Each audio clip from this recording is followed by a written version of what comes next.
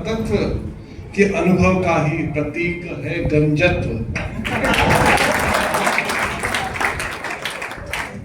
तो इससे पहले कि गंजन जी अगला दौर चालू करें, जब हमने कहा इनसे कि आप मंच संचालन संभाल लो, बोले यार उसमें खुद बोलने का नंबर नहीं आता है। मैंने कहा नहीं, हम आपको आमंत्रित करेंगे। तो जब इस स्तर के कवि हमारे बीच मौजूद हैं तो मैं उनसे कहूँगा कि अपनी एक सुंदर रचना से हमारा दिल बहलाएं और हमें ज्ञान की वृद्धि करें। रंजन जी, शुक्रिया।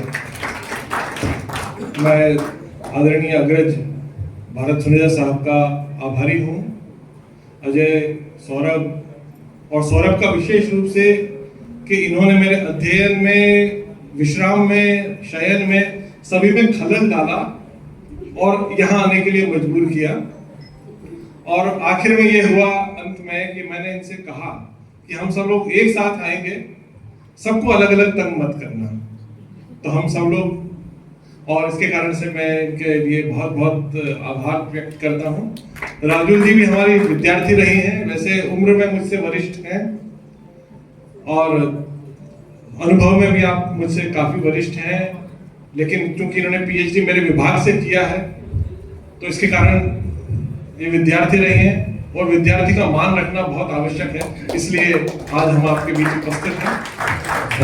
एक मिनट में, ये सब मेरे गुरुजन ही है, मतलब यहाँ पे भी बैठे हैं। मैंने शुरुआत में भी कहा था, तो शिष्य का तो अधिकार होता है गुरु पे।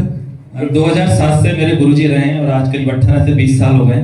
तो बड़ा, मतलब मैं कह रहा हूँ, मेरे लिए बहुत बड़े सम्मान की बात है सर। हमने मतलब बीते महीने से सब लोग मान रख रहे हैं और ये ईश्वर की साक्षात कृपा है सर। बिल्कुल बिल्कुल ईश्वर की कृपा है। थैंक यू, धन्यवाद। बिल्कुल। और सौरभ, ये वो दौर है कि जब शिष्य गुरु से अंगूठा मांग ले तो ना नहीं कर सकता। एक जमाना था, द्रोणाचार्य ने शिष्य से मांगा था, हम उसका कर्ज उतार रहे हैं कि अब शिष्य हमसे अंगूठा मांग ले तो हम मना नहीं कर सकते। खैर, तो मैं जिनका शिष्य हूं, आदरणीय डॉक्टर सरोजिनी प्रीतम का, मैं आवश्यक समझता हूं कि उनके बारे में दो बात आपसे जरूर करूं। सरोजिनी प्रीतम जी ने हिंदी की कविता को एक बहुत बड़ी विधा दी। उन्होंने एक ऐसा अलंकार हमारे बीच लाकर उपस्थित किया जो आमतौर पर संस्कृत काव्य में तो मिलता है, हिंदी में नहीं मिलता, और वो था श्लेष अलंकार। श्लेष अलंकार में एक अर्थ तो आपको सुनाई देता है, लेकिन दूसरा अर्थ गाहे बगाहे साथ साथ चला आता है। और श्लेष अलंकार दो प्रकार के होते हैं, अभंग श्लेष और सबंग श्लेष। अभंग श्लेष में शब्द टूटता नहीं है, लेकिन सबंग श्लेष में शब्द टूट जाता है।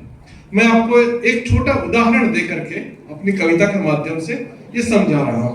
मैं कह रहा हूं, शिक्षक भीतर से निकल आता है, कवि होने के बावजूद एक शिक्षक निकल आता है, तो यूं समझिए कि हिंदी साहित्य की कक्षा है और मैं आप लोगों को पढ़ाने का प्रयास कर रहा हूं। तो आप अभंग श्लेष का उदाहरण देखिए कि उनके खाने का हिसाब यूं बताते हैं। उनके खाने का हिसाब यूं बताते हैं, इतना खाते हैं तभी इतने खाते हैं। इतना खाते हैं तभी इतने खाते हैं, बैंक में खाते हैं। ठीक है सर, तो दूसरे खाते का अर्थ बैंक से है, तो इसलिए ये शब्द वही है, एक जगह अर्थ कुछ और है, दूसरी जगह कुछ और है। और भंग श्लेष का उदाहरण देखिए, सबंग श्लेष का, खास करके जो पीछे जवान लोग बैठे हुए हैं और अभी जिनके विवाह योग्य उम्र हो चुकी है, उनके लिए बता रहा हूं मैं कि जिन्हें प्रिय तम है, जिन्हें प्रिय तम यानी अंधेरा, जिन्हें प्रिय तम है बस वही प्रियतम है।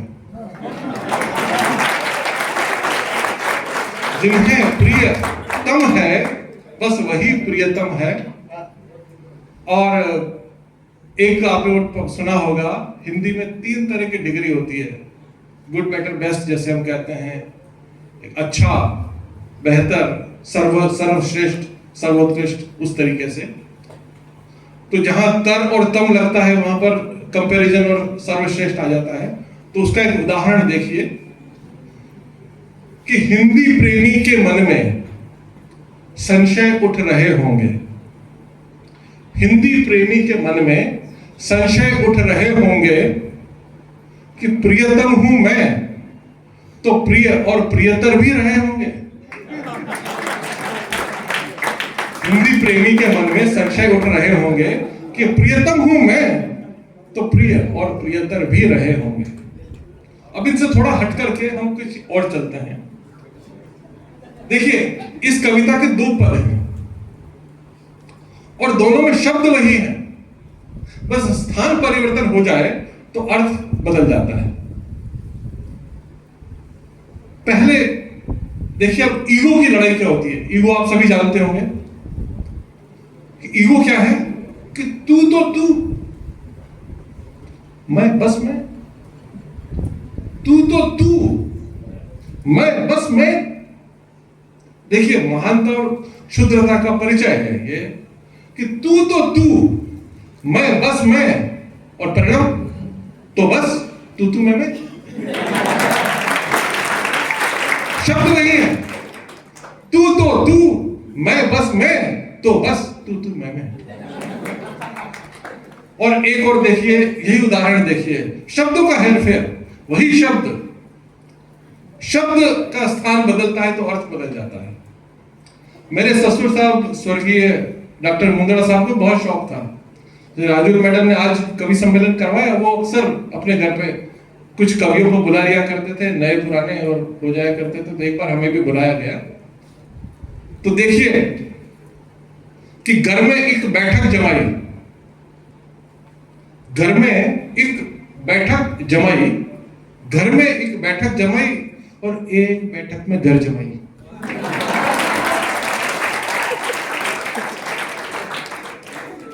तो बस हिंदी का यही आनंद है, आपने स्थान परिवर्तन किया। और अब मैं एक रचना, अब आप इसके अंदर देखिए शब्दों का हेरफेर और स्थान से यहां से वहां, ये भक्ति से ओतप्रोत है। भक्ति रस की एक कविता सुना रहा हूं मैं इस दौर में। ले लो भाई सौरभ, मैडम से सुन लो, बात सुन लो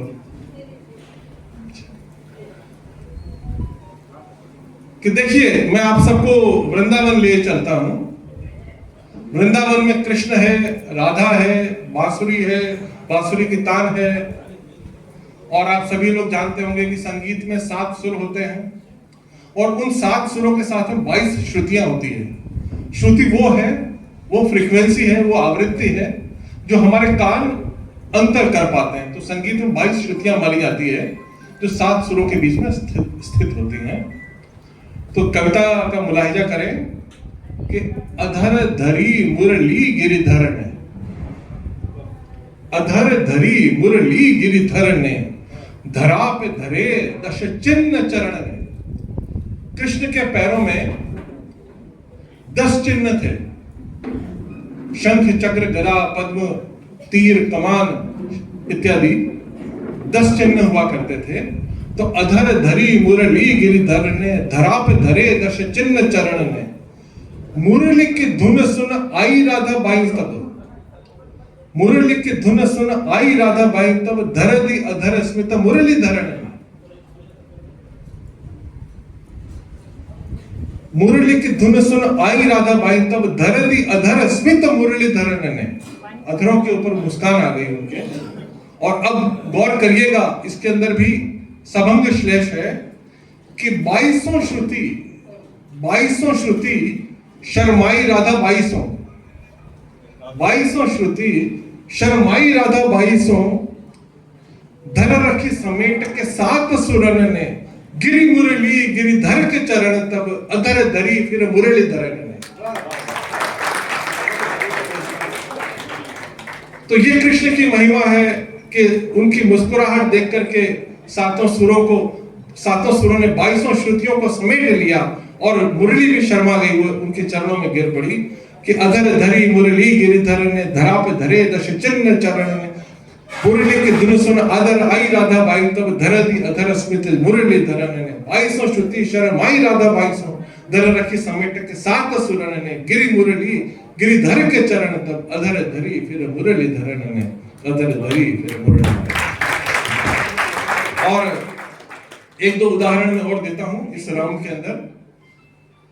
ये देखिए, ये सभंग श्लेष का उदाहरण देखिए उर्दू हिंदी को मिलाकर कि जिन्हें मोह ताज से है, जिन्हें मोह ताज से है वे बड़े मोहताज से हैं। जिन्हें मोह ताज से है वे बड़े मोहताज से हैं। और राजनीति क्या है सर? आप तो अच्छे भले, हम सब लोग सबके बाल पक चुके हैं, कईयों के बाल जैसा कि आपने कहा है विदा भी हो चुके हैं, अनुभव सबका है, तो आप सब इसका बेहतर अर्थ लगा पाएंगे कि राजनीति क्या है। शोषित से कहती है सहमत, शोषित को हमेशा बढ़ावा देती है। शोषित से कहती है सहमत, लेकिन शोषक से रहती है सहमत। और एक आखिर में मैं छोटी सी बात आपके साथ कहना चाह रहा हूं कि जोड़कर पाई पाई, जो लोग बुढ़ापे तक इकट्ठा करते रहते हैं उनके लिए मैं कह रहा हूं कि जोड़कर पाई पाई, पाई बस 4 पाई। धन्यवाद।